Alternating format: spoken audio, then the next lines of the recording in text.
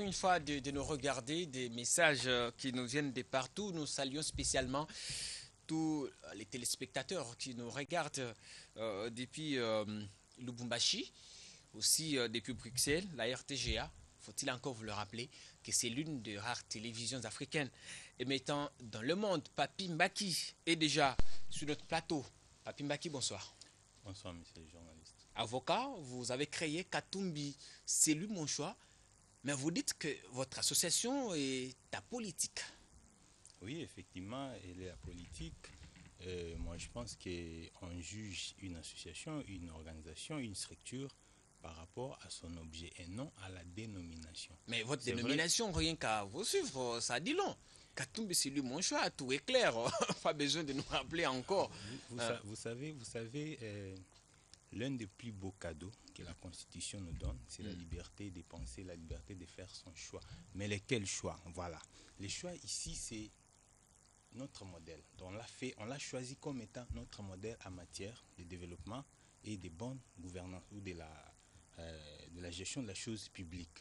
Donc ça n'a rien à voir avec la campagne électorale comme tu l'as glissé. Donc ça n'a Mais rien la à voir. dénomination intrigue, maître Papi Mbaki. Quiconque entendrait cette dénomination se dirait, mais ça y est, c'est parti pour une campagne électorale. Katumbi a déjà désormais une base à Kinshasa. Non, écoute, Hmm. il ne faut pas faire, il ne faut pas, nous n'avons pas fait comme font généralement certains médias écrits. Hmm. Et les titres, ils donnent un titre qui est phare et puis le contenu c'est que non. Effectivement, c'est mon choix à moi, c'est ton choix, c'est le choix de la jeunesse en matière de la gestion de la chose publique. Nous nous sommes rendus compte que depuis un certain temps, la jeunesse a une sorte de crise des modèles. Alors, lorsque nous avons essayé un peu d'analyser pendant un certain temps, c'est pas seulement aujourd'hui, hein, nous avons commencé à l'observer depuis 2007. Alors, nous nous sommes rendus compte que c'est un gouverneur qui s'est démarqué dans sa gestion. D'ailleurs, je veux vous rappeler, il n'est pas modèle seulement aujourd'hui, hein, c'est depuis lors. Souvenez-vous, en son temps, je crois en 2009, M. Vital Kamerhe, à l'époque, il était encore au PPRD. Et s'il faut cristalliser les faits, Vital Kamerhe avait déclaré qu'il souhaiterait assez que tous les gouvernements centraux, y compris les autres gouverneurs, puissent se rendre au Katanga pour effectuer un stage, c'est-à-dire un stage en matière de la gestion de la chose publique. Et là, vous ne direz pas qu'on était déjà dans une sorte de campagne électorale. Mais votre modèle est pris aujourd'hui sous les coups d'une enquête au niveau du parquet général de la République. On l'accuse notamment de corruption, peut-être aussi de détournement des deniers publics. Ça ne devrait pas gêner Kassem. Non, ça ne nous gêne pas. Pourquoi? Vous savez, moi, en tant que juriste, je n'ai pas peur d'être accusé, mais j'ai peur d'être condamné. Vous pouvez m'accuser aujourd'hui, je présente mes moyens de défense, et puis bon, il appartiendrait au juge de décider. Donc, et accuser quelqu'un, c'est un droit, vous savez.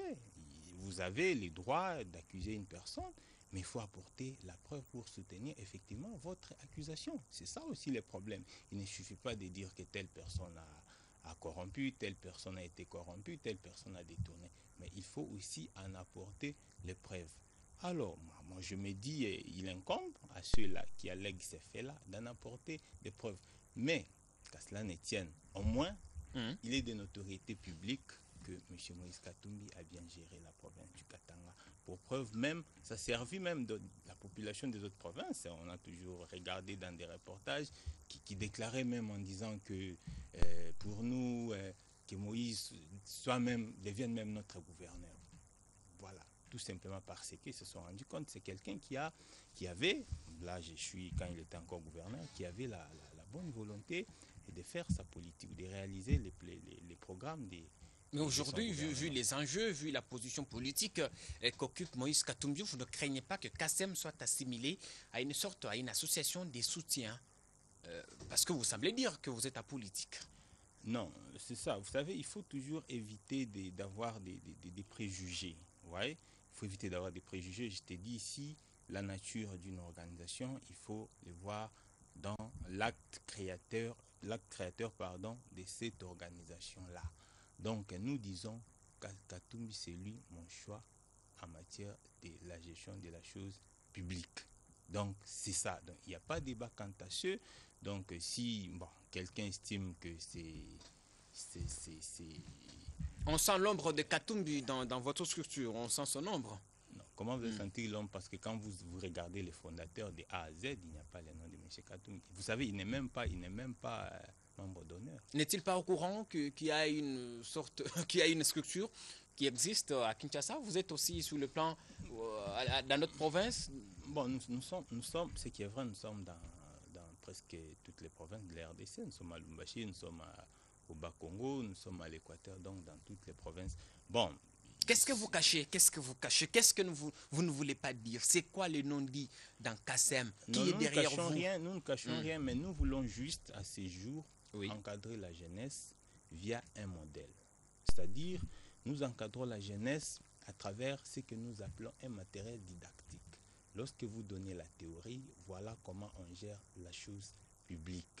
Vous savez, la chose publique, je l'ai toujours dit, j'ai même dit ça à la radio quand vous m'avez reçu l'autre fois, j'ai dit que la chose publique ou les biens publics de l'État obéit à un certain nombre de principes. Il y a par exemple ce qu'on appelle les principes de l'imprescriptibilité. Donc, les biens publics est imprescriptible, c'est-à-dire quoi? Même si l'État, ces jours, n'utilise pas un bien pendant 10 ans, 20 ans, ce n'est pas pour autant, lorsque vous devenez ministre, lorsque vous devenez directeur quelque part, vous allez prendre ça, vous allez avec ça chez vous. Et là déjà, nous avons cette obligation-là, nous, dans Kassem, nous, la jeunesse, de comprendre déjà ces principes-là. Et ces principes-là, comment on peut faire comprendre ça à la jeunesse? Dans une structure comme l'Asbel Katumbi, c'est lui mon choix, là où nous allons organiser des conférences dans ce sens-là, des séminaires dans ce sens-là, pour en fait sensibiliser la jeunesse congolaise, notamment au respect des biens publics de l'État. Un autre exemple, je donne encore, un bien public, on dit, ce sont des biens qui sont indisponibles, c'est-à-dire, vous ne pouvez pas prendre un véhicule de l'État, vous mettez ça à disposition de vos enfants pour qu'on puisse commencer à les amener à l'école. Ce sont des abus, nous voyons ça, mais les gens trouvent ça normal. Ce n'est pas normal. Et nous devons déjà commencer à faire ce travail-là déjà en amont, de telle sorte que la jeunesse d'aujourd'hui, c'est lui qui est appelé à devenir demain gouverneur, directeur, je ne sais pas qui que ce soit. Mais l'opinion a des questions que l'on se pose, des messages qui tombent à tout moment, nous signale-t-on au niveau de la réalisation. Comment faire comprendre à l'opinion que Katumbi, c'est lui mon choix, n'est pas une structure politique? Et puis, comment vous faites évidemment pour inculquer à la jeunesse les valeurs positives que vous estimez être incarnées par l'ancien gouverneur de l'ex-province du Katanga? Non, mais c'est clair, c'est à interroger seulement l'acte créateur de notre structure. C'est alors, de toutes les façons, si c'était un mouvement politique, d'accord, l'autorité qui notarie, en fait, les notaires ne pouvaient pas notarier ça. Parce qu'il y a toute une commission qui étudie toutes les dispositions qui contiennent dans tous les statuts des organisations. Et ils censurent certains statuts, certaines par exemple dispositions qui ne rentrent pas ou qui ne cadrent pas avec la nature de l'organisation. Donc moi je me dis c'est les noms qui dérangent. Non. Ici aussi il y a un problème aussi dans ces pays. Nous avons une maladie, cette maladie-là, de ne pas reconnaître une personne dès lors qu'il est encore vivant. C'est ça le vrai problème. C'est ça le vrai problème dans ces pays. Donc, il fallait que, par exemple, Katumbi ne soit pas là pour que tout le monde accepte ce qu'il a fait. Non. Vous avez vu le fait Katumba manquait quand il était décédé, quand il était encore vivant. Moi, je ne l'avais jamais rencontré. Les bonnes manières voudraient que l'on ne parle pas mal d'un disparu. Mais c'est de l'hypocrisie. C'est de l'hypocrisie. Si vous ne parlez pas en mal, mais parlez quand même en bien, dès lors qu'il est encore vivant. C'est ça aussi. Alors, mais à travers Kassem, ce n'est pas une façon pour vous de vous attirer la bienfaisance ou la bienveillance du gouverneur, du gouverneur honoraire. Moïse Katumbi, on sait qu'il est très souple d'un certain point de vue. Pas du tout. Pourquoi? Parce que KASSEM fonctionne avec ses propres moyens. Nous avons nos cotisations, les cotisations des membres, et nous arrivons à faire des petits dons. C'est vrai que quand bien même que des fois nous ne médiatisons pas tout, vous savez, comme on dit, quand la main gauche tente, il ne faut pas que la main droite ne sache. Donc nous faisons déjà ça. Ce n'est pas pour autant que nous disons c'est pour attirer l'attention du chairman, non, que nous avons fait notre modèle. Vous n'êtes pas en contact avec lui? Vous n'êtes pas en contact avec lui personnellement? N'est-il pas au courant qu'il existe à Kinshasa une structure? Bon, il peut être au courant, je ne sais pas, parce que nous sommes presque partout en RDC. S'il est au courant, tant mieux. Mais jusque-là, nous fonctionnons. Nous, en fait, ici, en fait, en réalité, nous ne défendons pas la personne Moïse Katumbi, la personne physique, non. Ni ses positions politiques. Non, nous ne défendons pas, nous défendons les valeurs, d'accord? Nous défendons les valeurs qu'il incarne. Est-ce que vous ne risquez pas de vous convertir en association des soutiens ou servir peut-être très prochainement des bases électorales aux prochaines élections? Bon, écoute, monsieur Jean, vous savez, c'est vrai qu'une ASBEL est apolitique, ça c'est vrai, du point de vue principe. Mais les membres des ASBEL, d'accord, ils conservent leurs droits politiques, civils et politiques. C'est pour dire ceci, individuellement, les membres de KASSEM ont ces droits-là politiques. Chacun, bon, s'il peut individuellement soutenir la politique ou les actions politiques de M. Moïse Katumbi, tant mieux. Mais nous, au sein de l'ASBEL, Katumbi, c'est lui mon choix. Nous ne soutenons pas, en tout cas, les actions politiques. Mais nous soutenons les valeurs qu'il incarne, les valeurs qu'il défend. Des valeurs qu'il défend. Alors, aujourd'hui, j'ai parlé tantôt de l'inquiétude. Comment vous faites pour enseigner à la jeunesse? Je reviens à la question posée tout à l'heure. Oui. Les valeurs incarnées par Moïse Katumbi, c'est par des séminaires, des ateliers, des formations. Comment vous procédez justement pour parvenir à cette fin? Ouais, déjà là, dans notre plan d'action, nous avons prévu des projets, des séminaires, des formations professionnelles, et puis des encadrements des femmes, toujours dans ce sens-là. Regardez par exemple aujourd'hui la femme congolaise. Mais la femme congolaise est déconnectée de la politique. Quand je parle de la politique ici, je vois la gestion de la res publica, la gestion de la chose publique. Pour la femme congolaise, souvent on a toujours dit, bon, je peux dire en lingala, en swahili, comme on dit là. Donc ça ne nous concerne pas, non. Donc on doit à ce jour prêcher la bonne gouvernance. On doit prêcher aujourd'hui la moralité dans la gestion de la chose publique. Et voilà, nous allons le faire à travers des séminaires, à travers des conférences. Il y a des projets déjà qui sont déjà en train d'être conçus. Et je crois que bientôt là, on va voir dans quelle mesure on va convoquer et déjà les membres de KASSEM. Nous sommes nombreux, ne t'en fais pas. Et puis, c'est une conscience collective, hein, ne vous en faites pas. C'est vraiment une conscience collective. Et donc, chez nous, dans KASSEM, contrairement, nous ne sommes pas une association des noms où il n'y a que les fondateurs qui ne sont que des membres. Nous avons des membres dans presque toute la République. Ils viennent parce qu'ils sentent l'ombre. Non, même pas. Du membre d'honneur. Non, il n'est pas membre d'honneur. Non, même pas. C'est sauf que c'est une personne. Il a eu à séduire la jeunesse dans sa manière de faire les choses. C'est ça le vrai problème. Écoutez, moi je ne fais pas de la politique, mais il ne faut pas qu'il ne soit pas diable parce qu'il est devenu ce qu'il est devenu. Non, franchement, reconnaissons quand même que non. Écoutez, entre. C'est ce que je suis en train de dire. Essayons un peu de cristalliser les faits. C'est-à-dire, entre 2006 et 2015, en tout cas, il serait un saint.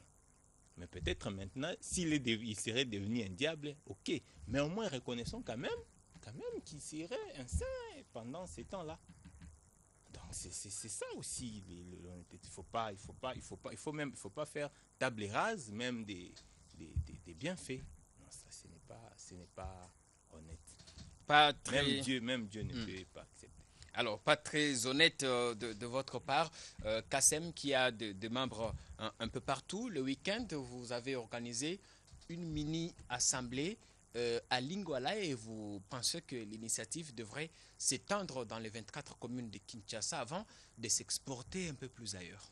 Oui, effectivement, on devait réunir tous les membres de la capitale, mais écoutez, nous sommes tellement nombreux, donc nous ne pouvons pas contenir tous ces membres-là dans un même endroit, raison pour laquelle nous sommes décidés d'organiser en fait des mini-assemblées générales dans presque toutes les communes, là où nous avons nos membres, et je crois que vous avez vu les images, nous avons nos membres, et puis au moment venu, on va voir dans quelle mesure maintenant on va organiser l'Assemblée générale proprement dite, mais c'est vrai, même dans notre mini-assemblée générale tenue le dimanche passé, nous avons eu aussi à rappeler les objectifs, à marteler, dans ce sens que nous ne sommes pas une ASBEL là, où nous ne sommes pas un mouvement politique. Pour preuve, vous savez, souvent vous avez des gens, ça c'est vrai, ils vous disent, écoutez, moi je vais adhérer, mais écoutez, c'est quoi ma part des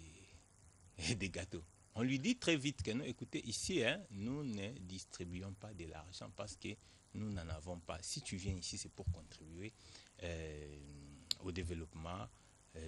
Vous êtes sûr que ce discours va passer dans l'opinion? Ça passe déjà. Ça passe parce que nous sommes tellement clairs que, et à un moment donné, vous allez voir la personne au fur et à mesure se rend compte que oui. Parce qu'on lui fait comprendre, on dit, bon, écoutez, prenons, là je fais même allusion même aux partis politiques qui distribueraient de l'argent. Franchement, je vais aller dans un parti politique parce qu'on va me donner de l'argent. On va me donner combien? Je vais faire quoi avec? Supposons que nous sommes 10 000 dans un parti. Vous allez nous donner combien, nous, en tant que jeunes? Non, ce n'est pas ça. Et parce que vous parlez des partis, je voudrais vous poser cette question politique parce que vous êtes avocat et vous vous intéressez justement aux questions d'actualité. Le G7 qui a plébiscité Moïse Katumbi pour être son porte-étendard aux prochaines élections présidentielles. La position de frondeur réconforte vos objectifs, évidemment. Écoutez, ce qui est vrai, j'étais en train même de parler avec un ami, j'ai dit, Kassem avait déjà fait son choix, bien avant même que le G7 n'en fasse. Alors, mais nous sommes tellement satisfaits ou contents de comprendre que le G7, certainement, il s'est référé aux principes ou aux valeurs qui ont, par exemple, séduit la jeunesse congolaise à ce jour de faire de Moïse Katumbi son choix. Donc le G7 a fait son choix, a porté son choix pour, à Moïse Katumbi comme étant candidat président de la République, et nous, notre choix de Moïse Katumbi comme étant modèle en matière de la gestion de la chose publique et des développements. Maître Papi Mbaki, vous allez regarder la caméra tout juste en face de vous et passer un bref message aux téléspectateurs et aux adhérents de Kassem qui vous ont regardé ce soir ici au pays et dans le monde. Et là, je suis en train de lancer l'appel à la jeunesse congolaise qui est un capital humain de développement et un facteur de progrès technique à pouvoir nous rejoindre dans l'aspect Katumbi, c'est lui mon choix. Ici, nous sommes en train de préparer l'avenir de notre pays. C'est-à-dire quoi? L'avenir de notre pays, nous sommes en train de nous donner un certain nombre d'enseignements qui vont faire à ce que demain ou après-demain, dès lors que nous serions des responsables étatiques, administratifs, nous puissions bien diriger ces pays. C'est le moment. Nous n'allons pas entendre à ce que nous puissions devenir, je ne sais pas, directeurs pour que nous puissions maintenant commencer à recourir à certains enseignements. Non. Papi Mbaki, avocat de formation et fondateur de Katumbi, c'est lui mon choix, une ASBEL apolitique. Merci beaucoup d'être passé sur le plateau de 2h News. De toutes les façons, l'ASBEL a toujours été apolitique. Donc même si vous merci de la correction. Et nous, notre choix, c'est vous, sacrés téléspectateurs. Nous vous aimons à mort. Madame, monsieur, avant de vous quitter, voici les principaux titres qui vous seront développés dans un peu plus de 14 minutes par Patrick Mpezo Zanetti. Le projet de loi portant protection de l'enfant sera modifié pour qu'il réponde aux réalités de l'adoption internationale. Le Sénat congolais a déclaré recevable ce projet présenté par le vice-premier ministre, ministre de l'Intérieur et Sécurité.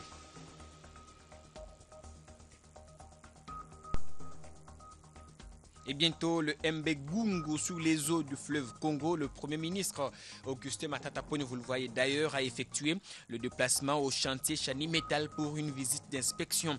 Il a donc constaté que les travaux sont en phase de finition. Le maître d'ouvrage assure que d'ici le 30 avril, cette unité flottante sera remise au gouvernement. Et enfin, l'avenue Prince, plutôt l'état des artères de la capitale laisse à désirer. L'avenue Prince de Liège, le long du camp Colonel Kokolo, est impraticable. Et à la base, cette avenue donc est donc à la base des embouteillages sous l'indifférence de responsables de la voie urbaine, d'où ces SOS des usagers, c'est des conducteurs pour sa réhabilitation. Entre autres titres qui vous seront développés ce soir dans le journal télévisé, la grande édition des 19h par Patrick Campezo Zanetti, 2 heures de news. Ça n'est fini pour sa première partie. Je vous retrouve le mercredi prochain avec le même plaisir. D'ici là, portez-vous bien. Au revoir.